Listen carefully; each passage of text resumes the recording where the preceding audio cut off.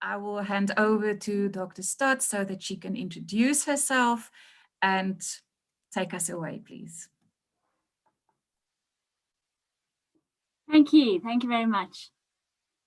First of all, before I do that, can I ask that everybody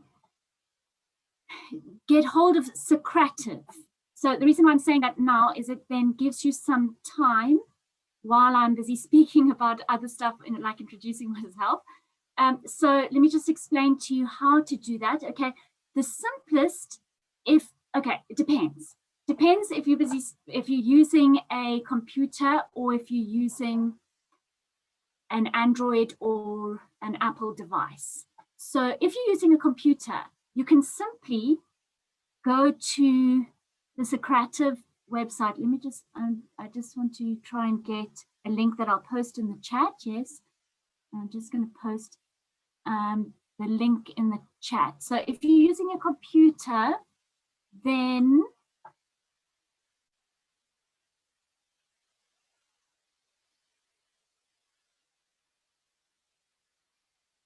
sorry. It seems like as soon as I share my screen, I can't see the chat. So let me just stop sharing the screen for a while so that I can post this in the chat. All right, so for computer usage, you can simply click on that link and that will be enough. Now, if you have an Android device, you can download from the Play Store. You can download Socrative from the Play Store. If you need a direct link, there it is.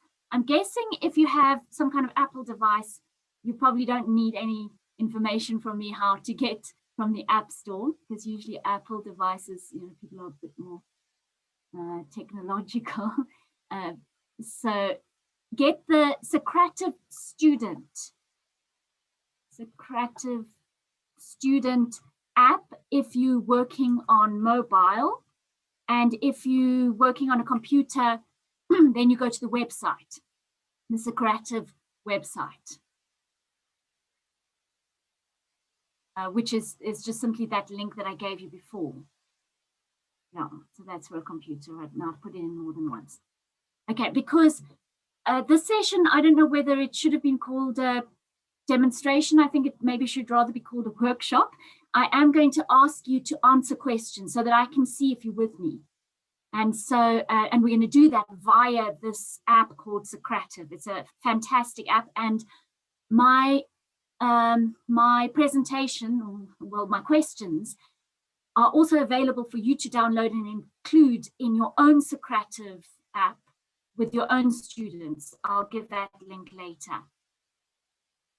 All right, so now I'm going to start sharing again, and then I'll actually start the presentation. But if you can, please try to, by the time I ask you to actually, you know, engage with the questions, if you can, at least, if you can, please have downloaded that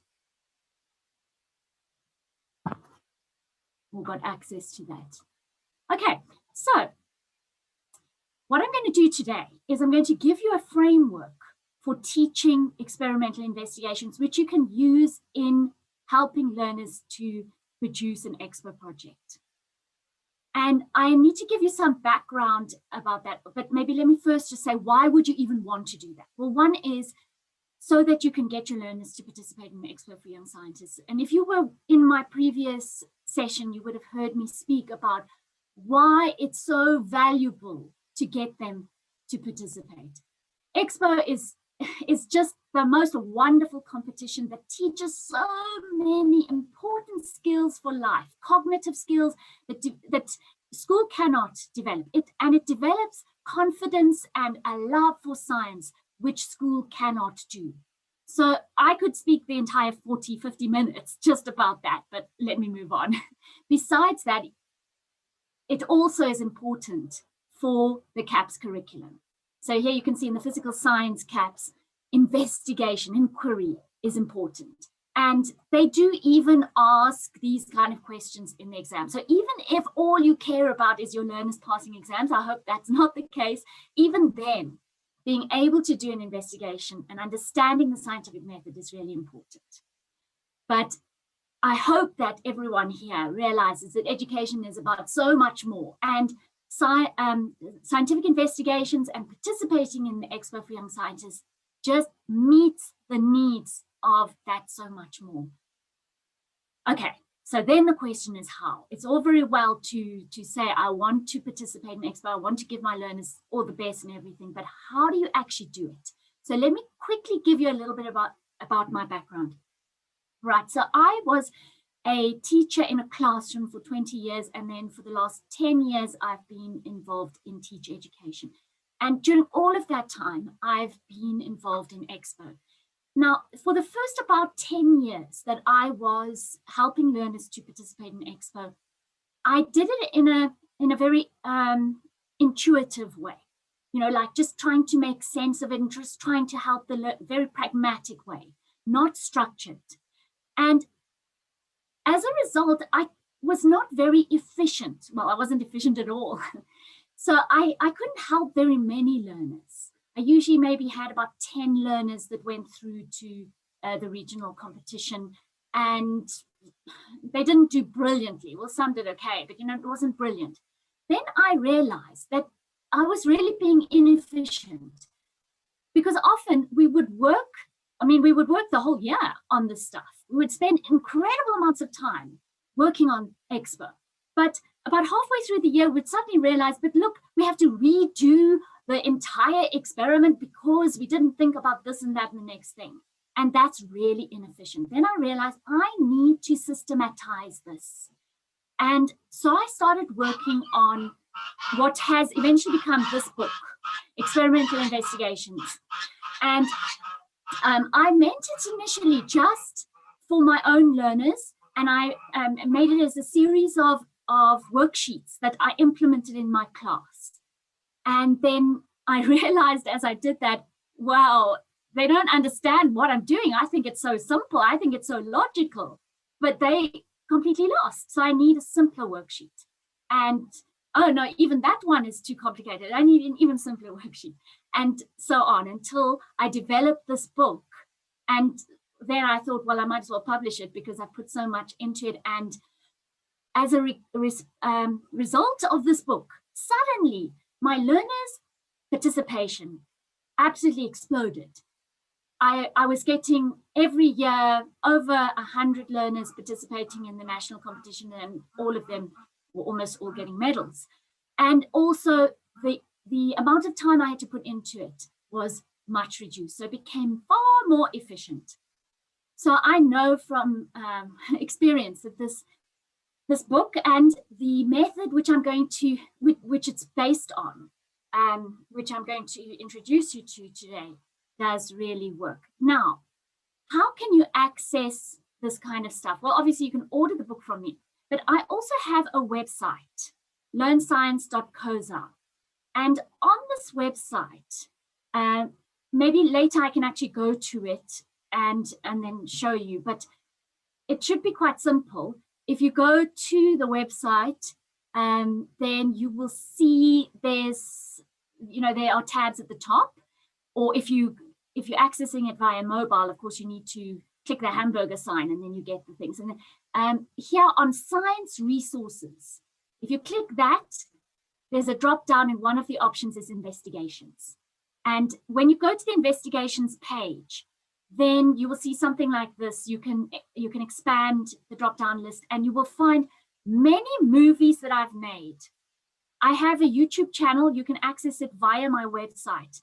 And I have lots of movies. I mean, like hundreds of movies that I've made over a 30-year period. Maybe 20-year period. And that includes explaining in much more detail than I can in 50 minutes the scientific method and how to prepare learners for Expo. And so you can watch these movies. They're short little movies that lead you through it, and that accompanies the workbook as well. You can also order there's the order tab and you can order the workbook itself. But what I'm going to do today is just lead you, because really what the book does is it leads you through a heuristic. A heuristic, that means a thinking tool. So a recipe is too strong because it's not a recipe. We can't like be so stipulated with something like inquiry, which is more open-ended, but we can have a thinking tool which can make us more efficient. And I'm going to introduce you to that thinking tool. So I now need you to go to Socrative. So on the login, so if you've got if you've opened that web page, then you will immediately see that it gives you this view that I've just shown you, that I've got on the slide. If you've downloaded the app and you start the app, it will also ask for a room name. So please, if you can then write in Stott 8310 and join. It will ask you for a name. So you can use a pseudonym. You don't have to use your own name. It's up to you. It doesn't matter. But if you can, please join that. So I'm also accessing it from my side to see who has joined, how many people have joined. I do need you, please. Yes, I see 6 people have joined. So I'll just give a little bit of a chance. Okay, people are joining. Very good. Okay, because you will really not gain as much from the session if you don't join. So please, if you could, if everyone could please join. Socrative is a wonderful app. And as I said, you can also import the questions that we're going to engage with into your own Socrative as a teacher. If you haven't used Socrative before, you can create a free teacher account as well. And then you can import, you can create your own questions, but you can also import other people's questions. And this particular set of questions is available for you to import. And I'll give you the link in the chat a bit later. Okay, so you will see that at certain points while I'm speaking, there will be a picture that there will be an icon that shows you need to answer something. So for now, you don't need to answer yet, but I will show you when you need to answer. Okay, so first of all, I realized that we need to start by identifying variables when we teach the learners how to do the scientific method and get the language for what the variables are, because otherwise they're lost. So let us get some practice with that ourselves. So you can see there's my icon. That's the Socrative icon, and there's question 1. So if you could please answer question 1 now. And it's asking you what, maybe I must see exactly what it's asking you. I'll get the questions open myself too. I have, let me just quickly get that. It also gives you a bit of chance. So I'm going on another device. I'm logging in as a student. So remember, perhaps if somebody could please write in the chat for me, in case people come in a bit later, maybe they're still busy, this room name, Stott 8310, because otherwise people might get a little bit lost and then they don't know how to join. So if someone could please write that in. So I'm also logging in as a student so that I can see it in. So I have on 2 devices, one as a student and one as a teacher. So I can see people answering. All right, so I can see a number of people have answered. Thank you. Right, so the question said, what is the difference between the 2 electromagnets shown? And you need to try and use as few words as possible. So I so far only see 4 people having answered. It really will be more effective if I only continue speaking once you have answered. So can I please ask everyone to answer that first question? And once I see that there's a reasonable number that have answered, then I'll speak through it.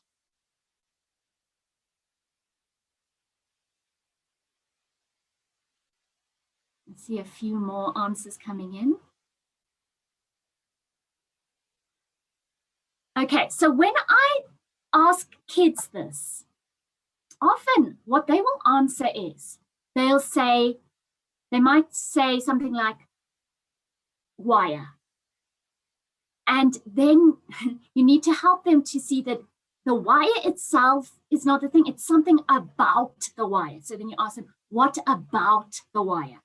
Another thing that they might have a problem with is that they can't verbalize the variable briefly. So they will rather say something like, one has got the wire coiled, they might not have that terminology, wound around a lot of times, and the other one has the wire wound around a few times. So then you need to ask them, okay, how can we say that as shortly as possible? And through such a dialogue, you might be able to get them to eventually say something very brief like number of coils. Okay, so let's go to the next one. The next one,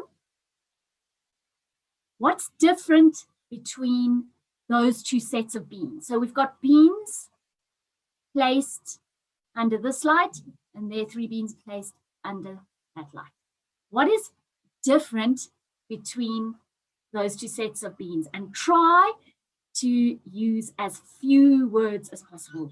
So I can see 1 person has answered, 3 people have answered that. So I'll just wait a little bit until I can see more people having answered.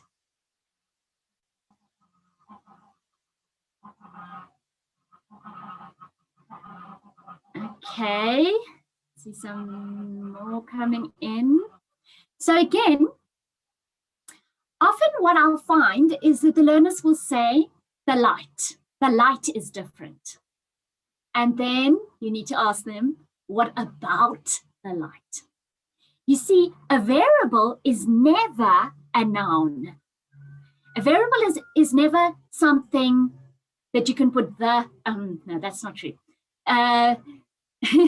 That's not quite true, that it's never a noun. It's never something you can touch. You can touch the light. It's a property of that thing. So it's not the wire, it's not the light. It's the number of coils of the wire. It's the color of the light. Another thing that they'll say is, they'll say, that one's got green light, that one's got yellow light. Okay, but what is the property, what is the variable? Say it in as few words as possible. And it's actually surprisingly difficult to get the learners to then say color of light. I can also see that some people are saying amount of light. No, that should actually be controlled. It is the color of light. Let's go on. So here in this investigation, we have 3 pieces of paper, which we fold differently. This one's just not folded. That's folded in half. That's folded 4 times, 3 times. And so what is it that is different between those 3 pieces of paper? Again, try to use as few words as possible.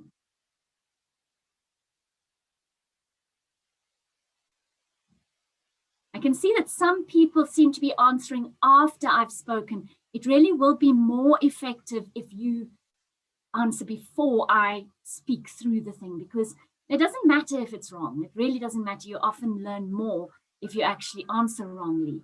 But it's better for you first to think through it yourself than to only write what I've just said. Okay, all right, so this one's an interesting one because I can see some people have also said the number of times it's folded.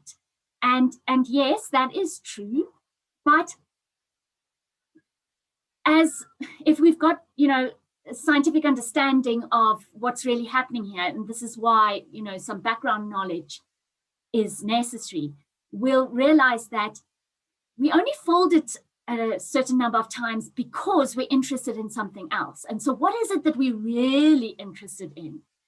What we're really interested in is not how many times it's folded. What we're really interested in is the surface area that the piece of paper offers to the air.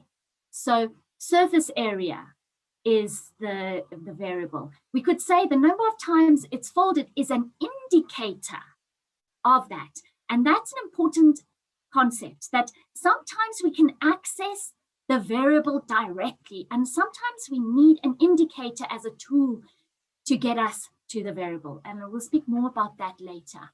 I found personally that once I realized that, you know, that distinction between an indicator and the variable, it opened up a lot of things for me. All right, so now let's start using the terms dependent and independent variables. When I started teaching investigations, I first of all thought, you know, I don't care about terminology. Why do we worry about these fancy terms, and it's too difficult for kids anyway?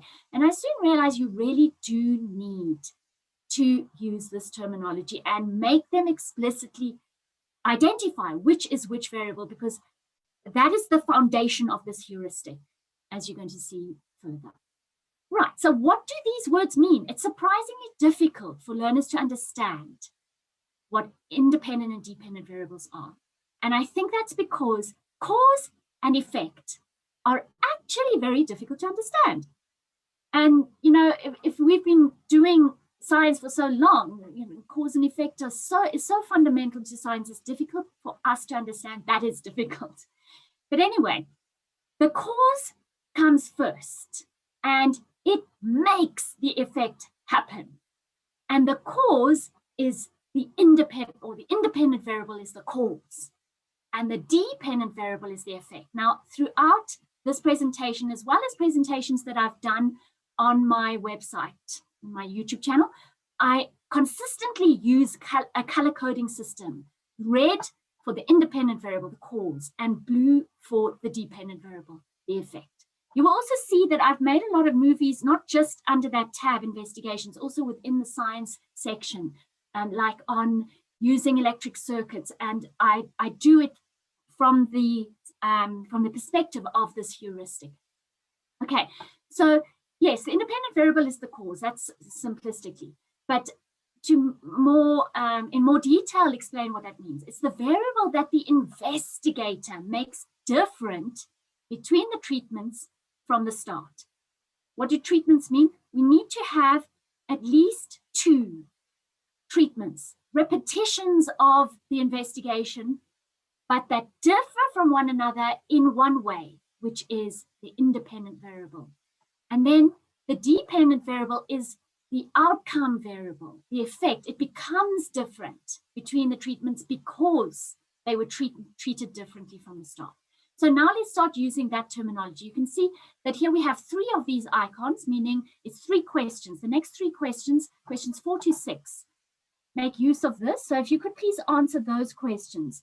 You can see it asks, there's a multiple choice question. Give the independent variable, and then also multiple choice, give the dependent variable, all for the electromagnetic investigation. And then there's a question about the indicator. So I'll just take a look at how people are answering. If everyone could please answer that. If you haven't answered the previous ones, you can jump. You see down at the bottom, a little bit below, you can actually see the question numbers. So you can jump. And so please jump to question 4 and answer question 4, 5, and 6. Everyone can please do that as soon as possible. Excuse me, Angela, how do we submit our responses? No. You don't need to worry about submitting. I can see your responses right now. And right at the end, there will be a submit button, and then it will actually give you a mark. But right now, you don't submit just by answering. It automatically goes through, and I can see it on my end. Okay, Angela, I was there, but now I seem to have lost the Socrative. Socrative, okay. Remember, has somebody put in the chat the code? Yeah, yes, I was there, but now it seems to have gone again. Well, just go in again. Okay, I'll go in again. Okay, thank you very much. Sorry to interrupt. No problem. It's good if you interrupt, if people interrupt rather than being lost. Yeah, anyone else need any help? I can see quite a few people now answering, so it does seem like people are managing. Anyone else need any help? Can someone put it back on the chat button, the link, the chat box? connection. Can someone help? I don't know why I just. Okay, there it is. Got it. Okay, thanks. Okay, let me also just see. There Okay, are great. Thank you. Quite a few. Okay, I can see that some of the answers are confusing independent and dependent. So let me just repeat what they mean and just check if you are really happy with your answer. If you want to change it, you can go back and change it. So, because I can see from my side that some people have the independent and dependent wrong way around. So just check. Remember, the independent variable is the cause. So that's what the investigator makes different between the treatments. So you can see the two treatments there. And what is it that the investigator makes different between them from the start? That's the independent variable. Check if you've got that right. Go back and fix it if you haven't. Whereas the dependent, that's the outcome. That becomes different as a result of the investigation. Thank you. I see quite a few people fixing their answers. Thank you. Well done. Okay, very, very good. I see a lot. There are still some that need to fix it. And then another thing is you must be careful. Yeah, not to confuse controlled variables, but maybe I'll speak more about that. Okay, and then let's speak about the indicator. I see not many have yet answered question 6, which is about the indicator. So remember I said that sometimes we can measure the variable itself, and sometimes we need to use something else to help us to measure the variable. In this case, we use an indicator to tell us about electromagnetic strength, because there isn't, I don't know of a device, you know, some kind of like measurement tool that you can put onto an electromagnet and then it tells you electromagnet strength. So we have to use something else to tell us about it. So what is it that we are using to tell us about it? And I see quite a few are right, although there are some wrong answers as well. Okay, so I can see quite a few haven't answered yet, but I think we do need to move on. And the correct answers are the independent variable. What we make different between them is the number of coils. And then the dependent variable, what probably becomes different as a result, is the electromagnet strength. And we use the number of pins that it can pick up as an indicator of the electromagnet strength. The fact that here it only picks up 1 tells us this one's weaker. This one picks up 3. Oh, that one must be stronger. Right. Next one. So this actually came from some of my learners who did this exact project, where they put some beans in a cupboard, well, in a number of cupboards, each with its own color of light. And you can see that there are 2 questions again, question 7 and 8. So 7 and 8 ask about this investigation. So if you could please give, what is the independent variable? Remember, the independent variable is the cause. At Independent variable between the treatments. These 2 girls made that different between the treatments from the start. And then question 8 asks about the dependent variable. What became different as a result of that? Okay, I am seeing people answering. Okay, good. So you can see that most people got the independent variable right, the color of light. And the dependent variable would be the growth rate of the beans.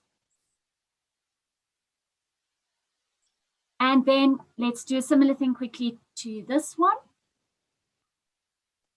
So give the independent variable, the dependent variable, and the indicator of the amount of air resistance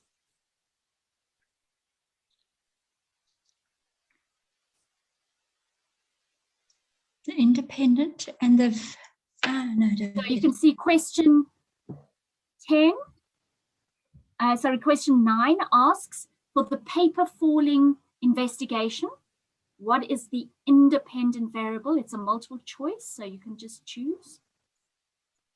And I can see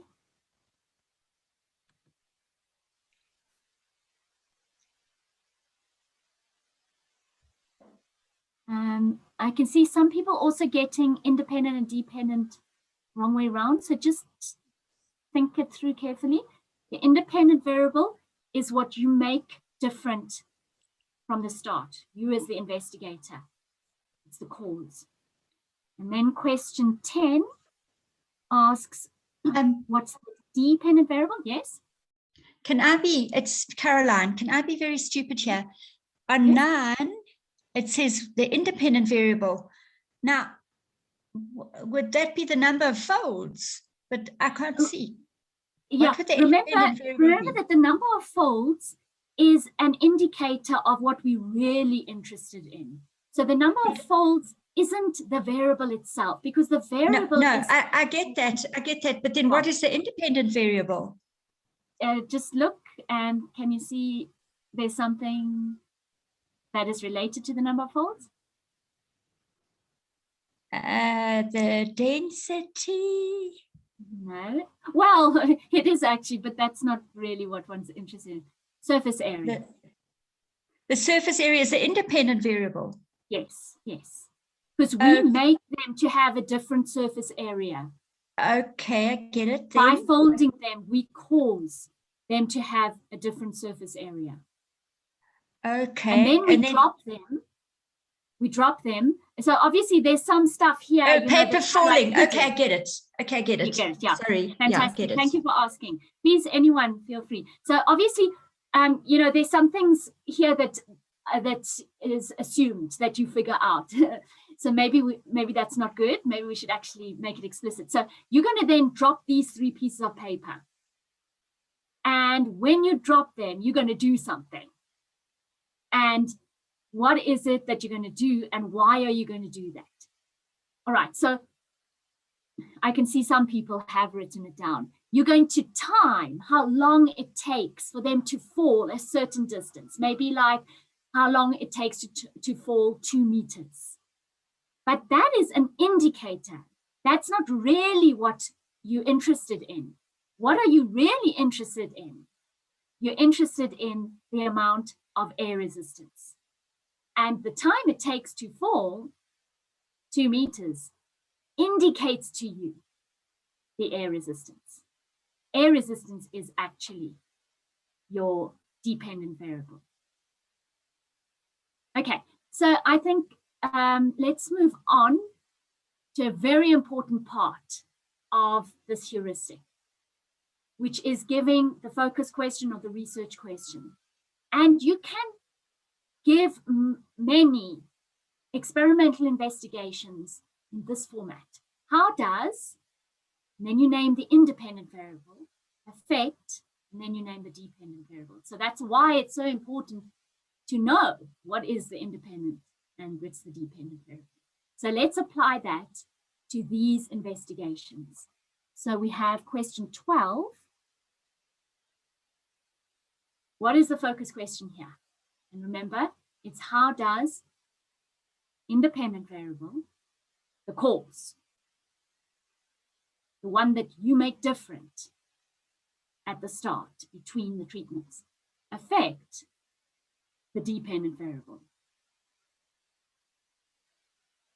So it's a multiple choice. Please just choose. If you've got behind, just jump to question 12. This is quite a quick question, so I really would like to see a lot of people answering it before I go on, to see that you are with me, because you just need to tap a choice, so it shouldn't take too long. Okay, I do see some, okay, what I see is, which is a very easy thing to trap to fall into. In the question, we don't mention the indicators. The indicators are like superficial, you know, we could use something else. And in science, we are interested in something more generic than just a superficial indicator, which could change depending upon your design.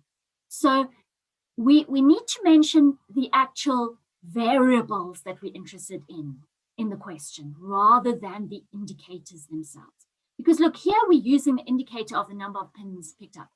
We could rather have used the number of paper clips picked up, or something, or how far a metal object shifts closer to it, you know, the distance between whatever. So that's why the indicator should not be what we use, what we write in here. So just go back and change that if you have used the indicator rather than the variable itself. Okay, so I think because we need to move on, I'm going to give it, even though it's a bit of a pity because I can see many people haven't answered yet. So it's, how does the number of coils affect electromagnet strength? So not number of pins picked up. That's just the indicator. Electromagnet strength is what we're really interested in. Next one, similar kind of thing, question 13. So again, how does independent variable affect dependent variable? Please, if you can give me that answer. All right, I see quite a few mistakes. Let me just see. Okay, it's easy to get cause and effect the wrong way around. And I've noticed learners do this a lot. So just be careful that you're not giving it in an illogical way. You can't give how does the dependent, the effect, affect the cause. Effects can't affect causes. Causes only have to affect effects. So these have to be the right way around. So make sure that this one here is really your cause. And the cause in this case is the color of light. That is what the investigator made to be different at the start. And then, as a result of that, the beans grew at different rates. So that's the right answer. How does color of light affect growth rate of seeds? Okay, next one. This is question 14. Similar kind of thing. And again, remember, don't put in the indicators. So the indicators, there are two indicators, an indicator for both the independent and the dependent variable, because we fold it a number of times and we measure the time that it falls 2 meters. But what really are we interested in? What are those indicating? And that's what we actually need to put here. So I just want to see how the response is. Okay.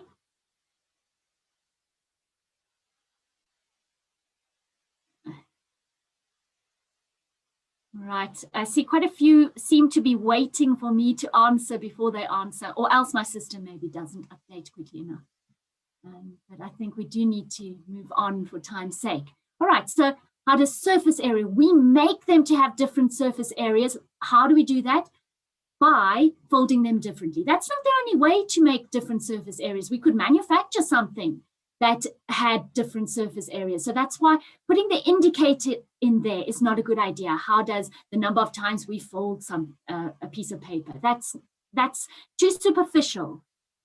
So we need the deeper thing, the surface area. Effect. We don't say affect the time that it takes to fall 2 meters, because we could rather do it the time taken to fall 5 meters, or the distance that it falls in 1 second. There are different ways to measure air resistance. And so because that's rather superficial and variable, we go to the real thing that we're interested in, which is air resistance. Good. Let's move to the next part of this heuristic, the treatments. Okay, and that I'm just going to quickly speak through. So learners also seem to find it difficult to understand that in an experimental investigation, you have to have at least 2 treatments. You can't have an investigation with just 1. You have to have 2 or more, and they need to differ in the independent variable. So here we have, how does number of coils affect, and therefore they differ in the number of coils, and so on. Okay, then we need to control variables. And I always use this as a way to make learners understand the control of variables, but we don't have time to speak it through. So let's just move on. And yeah, because the concept of control of variables is difficult for the learners to understand, and it is central to the success of experimental investigations. But I'm going to assume that you do understand that. So let's just move on to question 15. And please, if you could give me some controlled variables here. And I think because of time, I'm going to have to skip ahead, but if I can just see some answers there, I think maybe I need to just speak through it already. So what I find kids often do, very often, they will tell me the controlled variable we need here is number of coils, because they see number of coils in the question. So then that's what they say. And, you know, there is one variable that must not be that must not be the same between the variables. Sorry, that must not be the same between the treatments, and that is the independent variable. Kids find that quite difficult to get. So everything else should be controlled. But now another trap that the learners fall into is that now they start mentioning all sorts of stupid things, like they'll say the color of the wire, you know, or something like that. So it is really significant things that might affect it that need to be controlled. So something like the EMF of the battery, the material of the core. And again, they might just say the core. What about the core? They might say you must use the same battery. Well, not if you're doing it actually next to one another. You can't use the same battery. You must use the same EMF or voltage of the battery. You must use the same mass of the pins. The pins must be made of the same type of material. The core must be the same size, that kind of thing. I'm going to skip ahead because we're running out of time, and let's go on to, once you've got your data, now you need to actually display it. So here we have our, how does surface area affect air resistance? So we're jumping to number 18. So if you can quickly go to number 18. All right, so remember with this, we folded it a different number of times and we've got the surface area. We can actually measure the surface area with a ruler, measuring each side and multiplying that. Then air resistance, we can't directly measure. We measure the indicator of it. What would you give as the first column? That's what question 18 asks. If you tabulate your data, what would your first column heading be? And then question 19 asks about your second column heading. So please jump ahead to question 18 and 19. Let's see how people are answering. Okay. All right, I'm seeing that quite a lot of problem with question 19, which is, and 18, is what I also anticipated.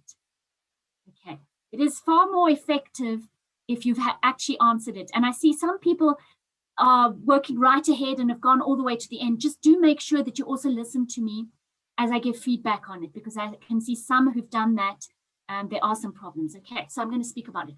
All right, so in the table itself, unlike in the question and the conclusion and so on, we can, or maybe we even should, refer to the indicators if we can't measure the variable itself. So in this case, okay, in this column, we need the independent variable or its indicator. In the second column, we need the dependent variable or its indicator.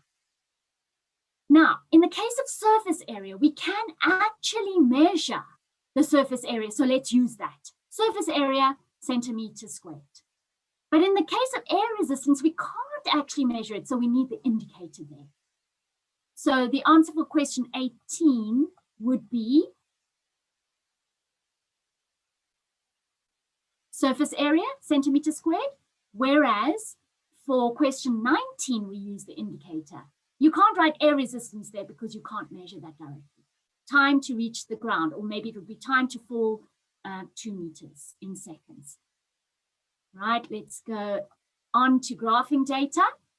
So we put the independent variable, if it's appropriate to draw a line graph, that is, well, or a bar graph. We put the independent variable on the x-axis and the dependent variable on the y-axis. And then again, we put on the axes what we can actually measure, which might be the indicator rather than the variable itself. So let's go to question 20 to 22. And that's, yeah, we're nearing the end, and we're also nearing the end of our time. So in this graph, what would the heading be, first of all? And I think because of time, I'm just going to have to speak it through. So how does surface area affect air resistance? So notice how we have the independent variable, the dependent. And then what would these axes labels be? So on the X, we have the indicator of the independent, unless we can measure the variable itself and its unit, and the indicator of the dependent on the Y-axis. So it would be something like this. Surface area centimeters squared and time to reach the ground in seconds. That is matching with air resistance, and that is matching with that because we can, in this case, measure that variable directly. All right, then we get to the conclusion. So let's go to this one, and that's, I think, the last question. You have a conclusion, so question 23. Here we have, how does number of coils affect electromagnet strength? So notice indicator, the independent variable comes in the first column, and then the indicator of the dependent variable comes in the second column because we can't measure the variable itself. What is the conclusion we see from this data? And if you can quickly jump ahead to that last question 23, it's just a multiple choice question, so it's quite quick. And I can see everyone who's answered has answered correctly. Well done. So this is a format we can make use of. How does number of coils affect electromagnet strength? Increases with increased. And what is it that go? Well, that's because in this case, as this gets more, that gets more. It might be decreases, but in this case, it's increased with increases. And what do we put on those lines? Again, one of the lines is for the dependent variable and one for the independent variable. And we put it this way around. So it's electromagnet strength increases with the increased number of coils.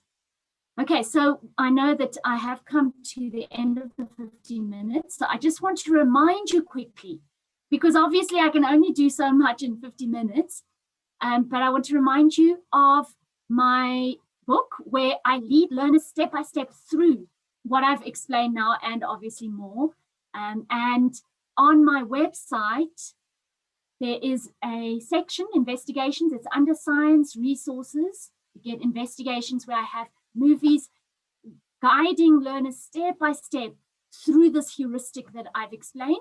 And then I also have, I've got this that you can import this particular thing into your own Socrative. So I'll put that into the quiz now. I don't have time to speak about this, so I'm going to stop now. Thank you very much. And thank you especially to those that did participate on Socrative.